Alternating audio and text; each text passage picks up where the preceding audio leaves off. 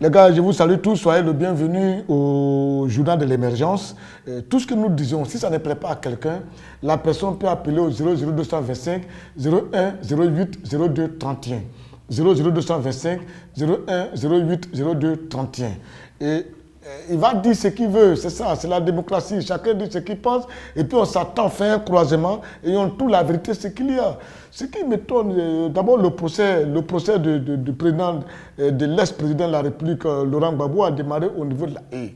Ce que je ne comprends pas, c'est au niveau du choix des témoins à charge. Parce que je ne sais pas comment est-ce que le choix des témoins à charge a été effectué. Parce que chaque fois, quand on parle de témoins à charge, c'est des gens qui viennent pour faire des témoignages contre la personne qui est en prison. C'est-à-dire contre la personne qui est accusée. Ça veut dire quoi? On envoie des gens, l'État de Côte d'Ivoire envoie des gens pour témoigner contre Gbagbo Laurent. Mais j'ai constaté, depuis que cette affaire de témoins à charge a démarré, tous ceux qui témoignent contre Gbagbo Laurent, ils n'arrivent pas à témoigner contre Gbagbo Laurent. On a l'impression qu'ils n'ont rien à dire. On a l'impression qu'ils ont été forcés. On a l'impression, je ne comprends pas. Alors, ce qui me surprend, comment est-ce que le choix des témoins à charge a été effectué? Il faut qu'on revoie la copie. Il faut que M. Nyenema, qui était ministre de la Justice et qui était en collaboration avec M. Bakongo, qui peut-être ils sont chargés de choisir les témoins à charge, mais comment est-ce qu'ils ont travaillé? Parce que tous ceux qu'on envoie à la haie aujourd'hui pour témoigner contre Gbagbo, témoignent pour Gbagbo, alors ils bèguent, ils n'ont rien à dire. J'ai l'impression que c'est du faux, ou bien des gens ont monté des gens pour aller simplement dire des mensonges et ils n'arrivent pas à dire les mensonges, quand ça ne va pas vous arrêter. Je me plains parce que c'est la Côte d'Ivoire qui devient ridicule. La Côte d'Ivoire porte plainte contre un président de la République. La Côte d'Ivoire envoie des témoins à charge. Et des témoins à charge encore disent des choses, des contre-vérités qui blanchissent celui qui a été accusé. Mais c'est ridicule. Jusqu'à le procureur, le juge de la CPI se fâche.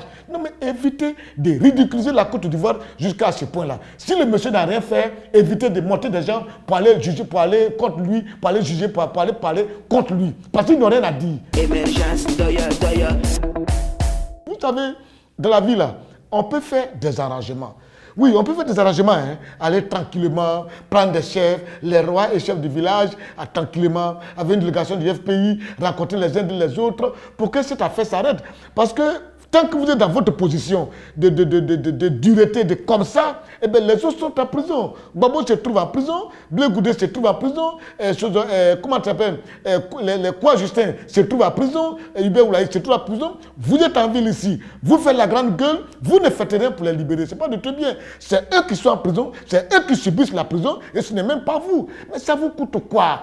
C'est-à-dire un peu d'humilité. Ça ne vous coûte absolument rien du tout de vous mettre ensemble avec à la tête les rois et chefs et demander qu'on arrête tous ces procès-là. Même le procès de la haie, au niveau ici de la Côte d'Ivoire, avec l'implication des rois et chefs coutumiers, je pense qu'on peut influer, on peut fléchir même les décisions qui se prennent à la haie. Si demain la Côte d'Ivoire n'envoie pas des gens pour témoigner contre Gbagbo, Gbagbo n'aura pas de charge. C'est ça. Donc, que chacun pense un peu à une petite humilité pour mettre bas la terre. Pour que ceux qui sont en prison puissent sortir. Que chacun arrête un peu son orgueil de temps en temps, crier, vociférer. Et quand la personne est arrêtée, vous ne faites rien pour le libérer. Et puis, au niveau du procès encore de Simone Gbagbo, moi j'aurais souhaité, monsieur le chef de l'État, dans la vie, il y a des choses qu'on peut faire.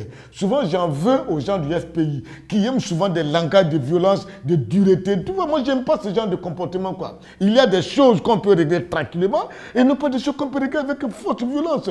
Regardez comment Afin Guessan mène sa diplomatie, sa politique. Vous pensez qu'Afin Guessan, il est content, n'est pas le Premier ministre, il n'est pas Premier ministre, ça lui fait très mal. Mais il va faire comment? Il gère une stratégie. Le PDCI a quitté le pouvoir. On les a cherché du pouvoir par un coup d'État. Bédia et le PDCI.